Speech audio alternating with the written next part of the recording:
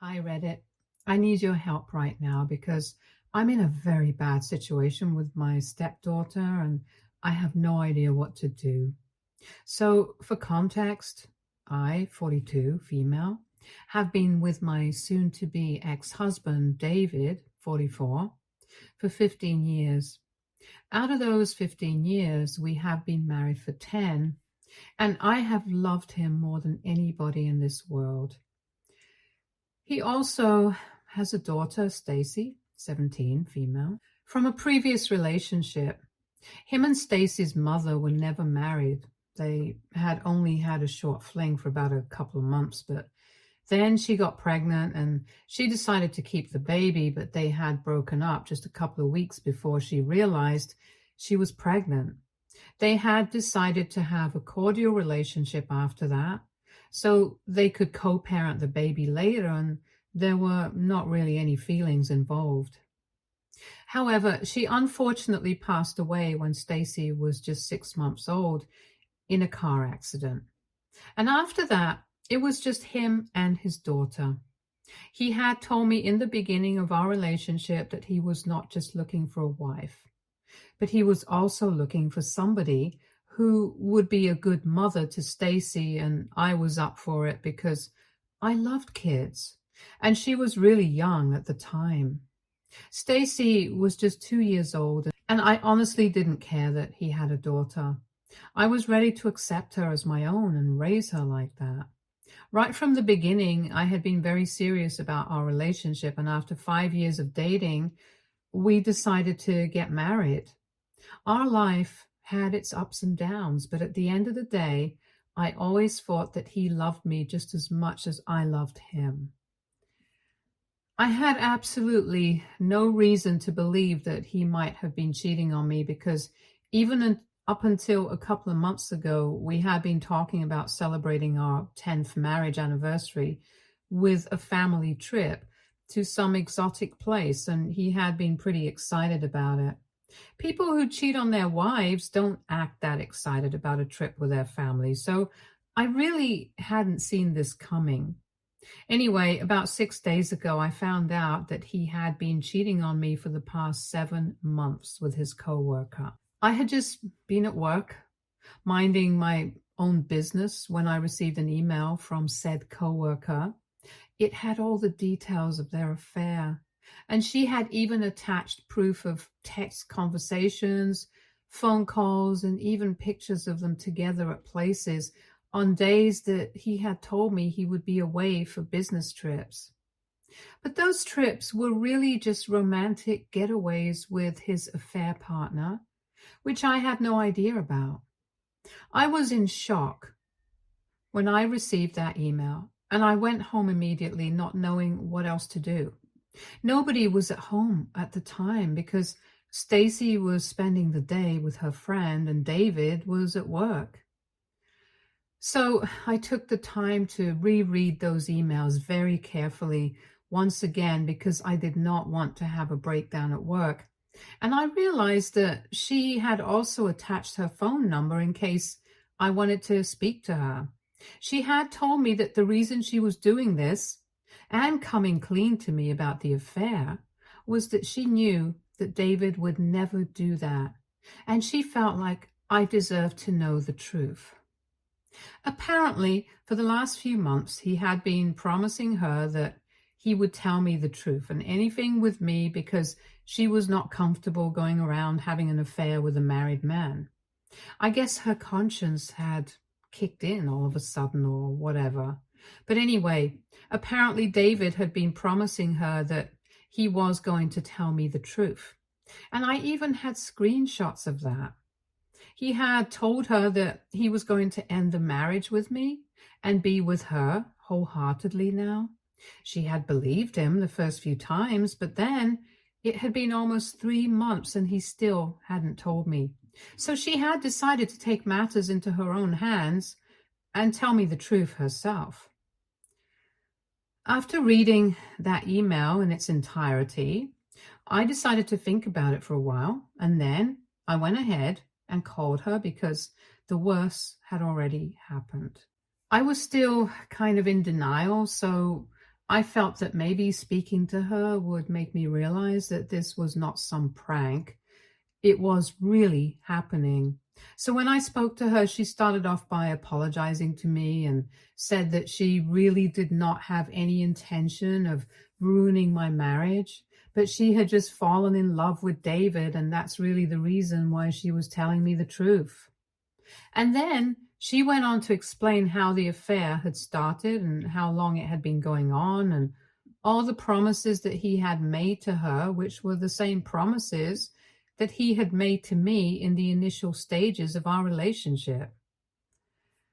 My heart just kept breaking more and more with every word that she said to me. And by the end of that conversation, I was convinced that there could be nothing more heartbreaking than that conversation. But then she told me that apparently Stacy had also known about all of this all along and had been helping him cover up his tracks. That's what absolutely shattered me, because in my head, I had always been Stacy's mother, and I had never thought of her as a stepdaughter. I had known that girl since she was 2 years old and had raised her as my own. So knowing that she had also betrayed me felt like the end of the world, honestly. His coworker let me know that apparently every time he would need to lie to me or cover up for me, Stacy would make up excuses for his absence and why he was not picking up his calls. In exchange for keeping her mouth shut, he would buy her several expensive gifts, and that explained a lot of things that had been happening recently. Like David had been totally spoiling her, and that hadn't been the case before. But I just thought that he was doing well at work, which is why he was trying to buy her nice things. He had also given me a lot of jewelry and clothes, so I had just assumed that this new habit of giving us gifts so frequently was because of how he was doing at work, but I guess not. Anyway, getting to know that Stacy had also been a part of this and had even met her father's affair partner several times and had kept it a secret from me all along broke me even more than knowing that David had been cheating on me. So after that phone call, I decided to pack up my things and move out of that house, because I just did not want to stay there anymore and wait for the two of them to come back home, because I felt betrayed and I just couldn't even stop crying. I did not want to give David the satisfaction of seeing me like that. So I packed up a couple of things and then drove to a hotel out of town and turned my phone off, because I honestly did not want to be contacted by anybody. I was very upset that day and just drank myself to sleep in the hotel room. The next morning, I finally had to turn my phone back on because I had to call in sick to work. And I realized that I had about 1,000 unanswered texts and missed calls from David and Stacy. But I did not feel like responding to any of that. But I also noticed that I had one unread text from this guy at the car dealership whom I had been talking to because I had been planning on buying a new car. The reason I had been holding back so far was that I wanted to save some more money before I purchased it, since it was pretty expensive. And I also had that anniversary trip to look forward to. So I had been saving for that. And Stacy's 17th birthday was also coming up, which is why I had been thinking about gifting her a new car instead of buying one for myself. Anyway, when I saw that text, I remembered how I had been planning on giving Stacy a car for her birthday, and it just filled me with so much rage. And in a moment of anger, I decided that I was just going to focus on making myself happy without caring about anybody else. The guy from the car dealership had texted me to ask me if I was still planning on buying the car that I had selected. And so, on an impulse, I decided to go down to the place immediately myself and bought myself a shiny new luxury car. I did not have any plans of buying that car since it was way out of my budget, but I did not need to worry because of the past 10 years. Ever since I married David, I had been saving up and setting aside a college fund for my stepdaughter. I had decided to give Stacy access to that account as a surprise whenever it was announced which college she was going to be attending. and had been pretty excited about it. But now that I knew what had been going on for the past couple of months, I had no interest in surprising anybody apart from myself. So I used money from that account to buy myself a luxury car, and then I decided to drive it down to our house and finally confront my husband and my stepdaughter. They tried to hug me and tell me how worried they were the entire night as soon as I showed up, but I didn't even give them a second, and I immediately announced that David's co-worker had reached out to me, and now I knew the full truth of what had been going on behind my back, and that I was really disappointed in both of them.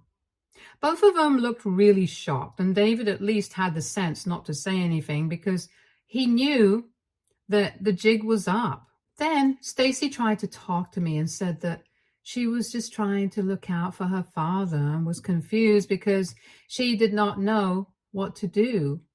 She started crying, saying that she had just been very confused because she loved us both equally and wanted us to be happy. But I did not buy that act at all because I thought that she was old enough to know what was the right thing to do. And she chose to do the wrong thing on purpose. Besides, I'm pretty sure that those gifts that she was receiving from her father helped her to stay quiet about this entire situation. I did not buy a word that she was saying, and I told her as much. I was very pissed off and quite upset, so I even announced that I was leaving David. And I think he should have seen it coming because I don't think anybody in my place would have decided to make it work, even after getting to know something like this. And then I don't trust Stacy. And I told her that even more than David, I was disappointed by what she had chosen to do. Husbands cheat all the time, and it's not the first or the last time that this will happen to a woman. But I had always expected to have my back because even though we were not related by blood, I had never thought of her as my stepdaughter and had loved her just like my blood, probably even more. And it was her lies and betrayal that had hurt me even more than what her father had done. So I had decided that the college fund that I had been setting aside for her all these past years was not something that she was worthy of anymore. And I would be leaving both of them behind now.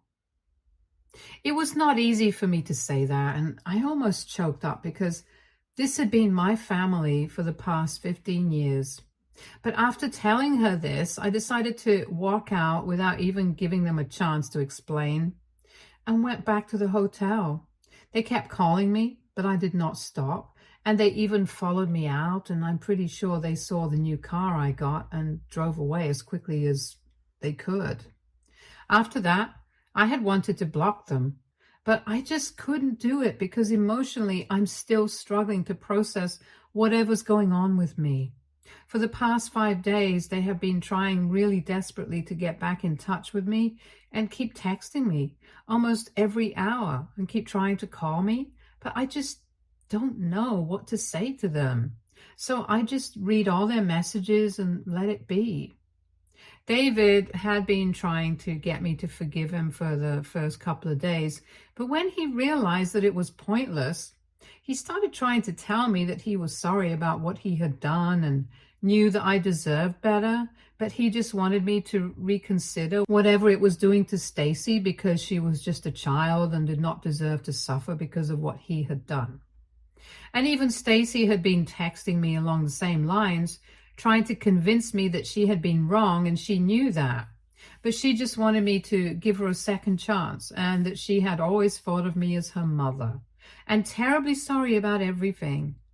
I had been ignoring all of that, but then yesterday I received a text from David that said that he was sick of apologizing without any response and that he needed to know if I had any intention of coming back to the family or not. That really pissed me off because it was he who had messed up and now he had no right to take that tone with me.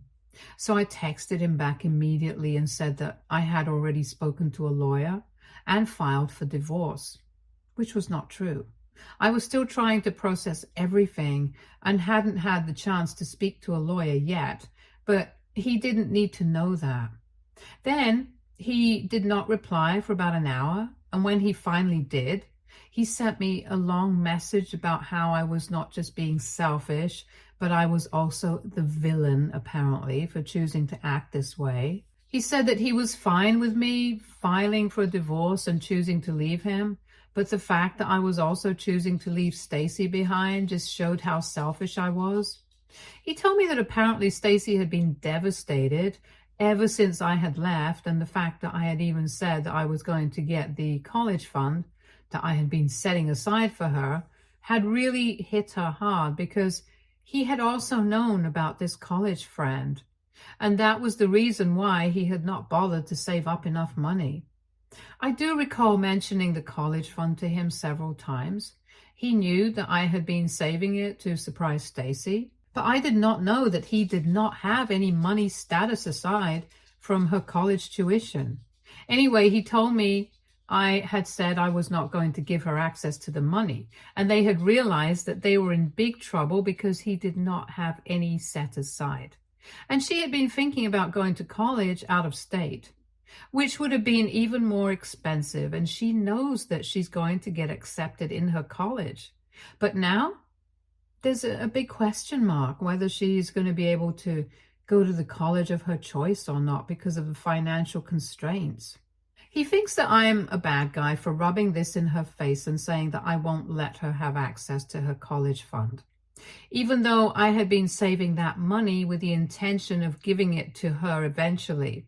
And the fact that I'm using this one little mistake against her to be selfish because he had seen my new car, it just doesn't make any sense to him. And he thinks that I should really reconsider this.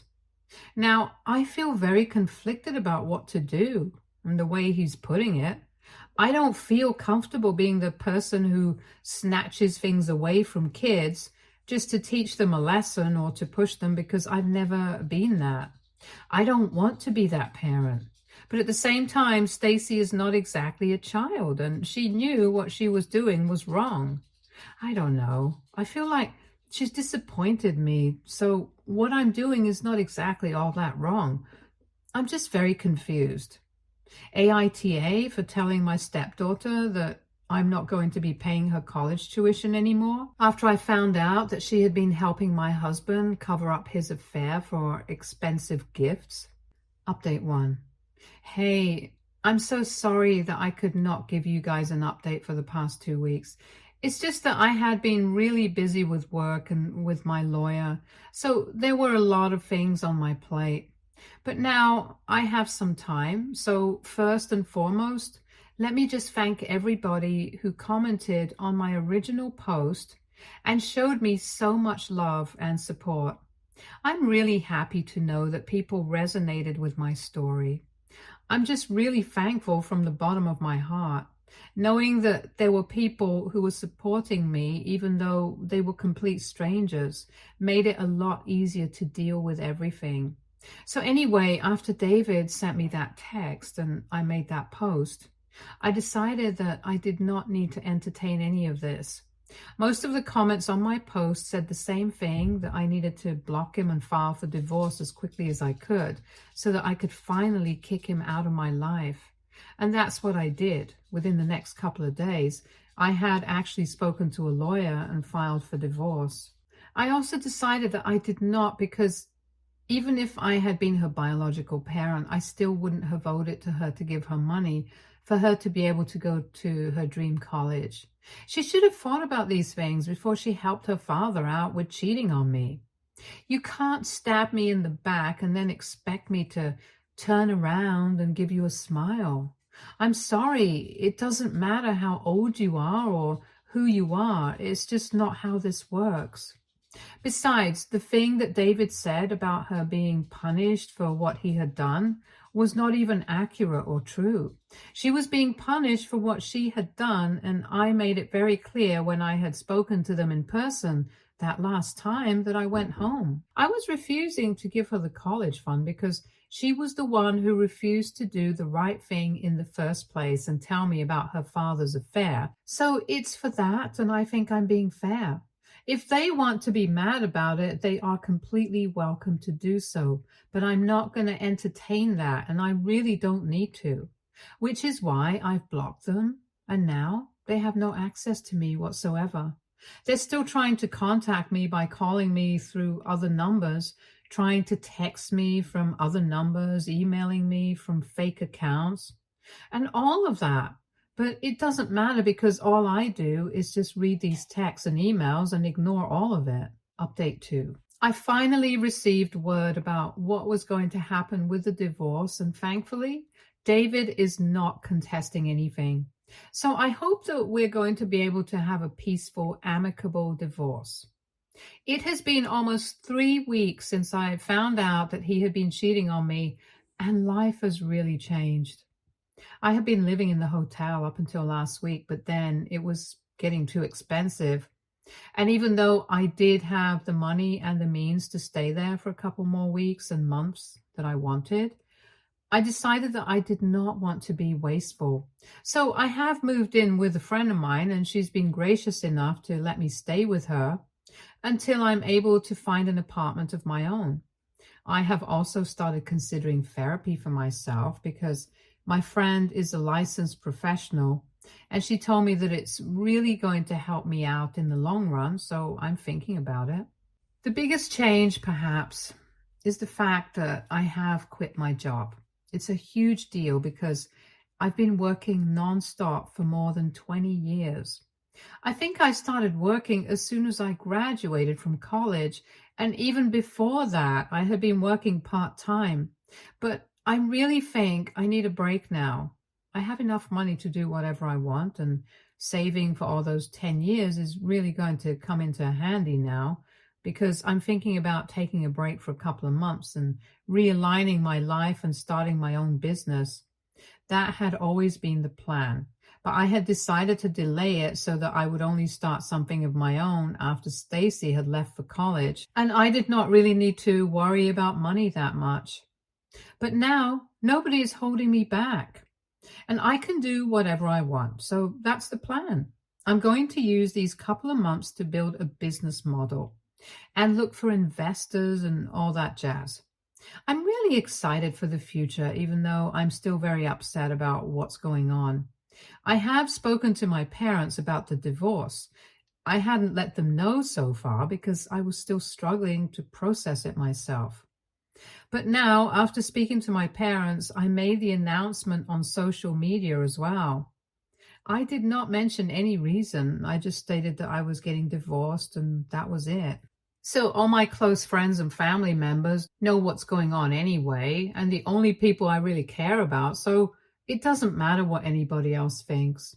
Life's been complicated for the past few weeks, but now that the divorce proceedings are going to start, and we're going to meet with the mediator in the next couple of days, I'm hoping to wrap this up and finally be able to move on for good. Update 3. Hi, so David and I are going to meet with the mediator tomorrow.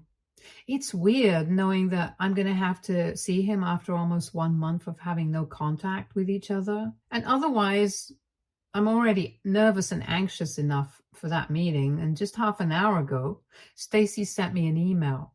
She had stopped sending me anything after 2.5 weeks of no contact, and I thought that she was not interested in speaking to me anymore. And I had even assumed that this email would be about how she was and how she wanted to pay for her college tuition. But to my surprise, she sent me an entire apology, and this actually seemed genuine because she hadn't even mentioned anything about the funds or whatever. She had said that she was really genuinely apologetic for what she had done, that she had been selfish and hadn't even thought about how I would feel when I would finally find out the truth. She knew that she had broken my heart even more than David had, and she didn't know if she would ever be able to make things right with me. But she genuinely meant it when she said that she had always looked up to me as a mother and she really did love me. She also explained that all those gifts that David had been giving her, she knew it was from a manipulator, and she knew that his affair partner had made it seem like she was doing it out of her own accord. But she still insisted that it was more because she had been manipulated into keeping her mouth shut rather than her actually wanting to keep secrets from me. I don't know what to believe. Maybe she had actually been manipulated and that's why she hadn't said anything to me. She insisted that she was confused and didn't know what to do because she knew that her father was doing the wrong thing and he kept buying her gifts only to buy her silence. But at the same time, it was her father and she did not want to go against him. However, in doing so, she was betraying me, and she had been feeling very conflicted for the past couple of months. I want to believe her, I really do. But after everything that has happened, I really don't know. I was already feeling very anxious and jittery, and after reading that email, I feel even more weird about everything. I miss her terribly. And I also miss David, but I know that I need to learn to be able to live life on my own since I've learned the hard way that I can't just trust people, not even my closest ones. So I guess I'm going to have to keep up the no contact rule. Update 4. So it's been a couple of months since my last update. The divorce is going to be finalized in a couple of weeks now, and finally going to be able to move on. The negotiations were pretty easy, and the hard part was actually just having to see him at those meetings. I don't know what I felt whenever I saw him. It was like a mixture of anger, hurt, and just an immeasurable sadness. But I got through it somehow, and now I'm done. I've also been able to find a new apartment for myself, and I have moved. I've been living by myself for the past couple of weeks, and it's been nice. My friends and family visit me almost every other day to make sure that I'm doing all right, and I really think it's very sweet of them. I have company most of the time, and I don't get to feel lonely, but I know that eventually these visits are not going to remain as frequent as they are now. But I'm going to have to make my peace with the fact that I am a single woman now, and I'm still trying to make my peace with it. I've also started therapy, and it's going to take a while for me to accept and process everything that has happened. But I know I'm going to be able to do it somehow. I have had no contact with David since the last mediation session. However, even though it's not easy, it's been different. In my last update, I said something about an email that she had sent me and how she had stated that she had been manipulated. I couldn't bring myself to trust her back then because everything was just too fresh. But recently, last week, I decided to reply to that email. She had been sending me emails after that as well, and she did not mention anything about the college fund and that would just keep me updated on what was going on in her life. It was more like a one-way street where she would keep trying to talk to me and I just shut her out. However, every time she would send me an email, my heart would break and I would just keep crying after reading because even though nothing sad was going on in her life, I just really missed the kid. So I decided to reach out to her and told her that I really missed her and nothing else. I still maintained that she was not getting the college part, but she responded to that email saying that she didn't mind. She didn't deserve it anyway. And she had decided that she was going to go to a college near home and give up on her dream college because she didn't want to bother her father with a student loan. And anyway, even if she had asked him to apply for one and become a co-signer with her, he would have refused. He's been very clear on that front, and they're going to have to make do with the money that they do have, and he's going to help her out as much as he can. But she's also going to have to contribute and work her way through college like most of us have. And she's fine with that, or so she says. Anyway, we've been sending emails back and forth, and I told her that I would love to rebuild the connection that I had with her. But I need my time because after everything that has happened, I just can't process anything right now. And she understands that. She told me that I can take as much time as I need because she has betrayed my trust and she knows it. So I don't know what's going to happen from this point onwards, but I'm just hoping for the best. Fingers crossed. Stay tuned for more stories from our girl relationships.